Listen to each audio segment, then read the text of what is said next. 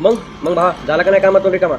नाही म्हणलं, जेव्हा पण मी तुला विचारेन ना की जिमला चल, वर्कआउट काढायला चल, तेव्हा तेव्हा तुझ्या मागं काही ना काही काम असतेच. म्हणजे तुझ्या इतका व्यस्त माणूस तर कोणीच नसेल ना.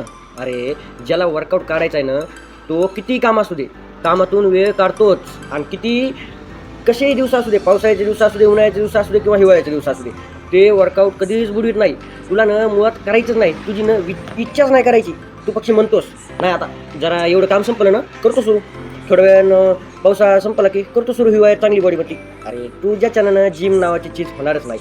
आणि दुसरं म्हणजे तुला ना जिम, ठीक आहे जिम नाही लावलीस तर तू घरी वर्कआउट काढू शकतोस, ते तर नाही ना होणार आपल्याच्या ना. हां बरोबर आहे. तू ना असाच राहा, असाच राहा. तू वर्कआउट काढू नको, व्यायाम काढू नको. सकाळचं उशीरवर झोप, नंबर एक झोप सकाळचं उशीरवर. एक दिवस येईन पुन्हा, मग तुला वाटेल मायला का म्हणे स्वतः बरं का माझ्यासोबत चल वर्कआउट काढायला, जिम मारायला. त्यावेळेस गेलो असतो तर आज ह्याच्या बरोबरीनं आपण असतो. पण आता जाऊ दे, तू झोप, कर तू हे कामधंदे, व्यस्त आजची ना खूप, आहे का नाही?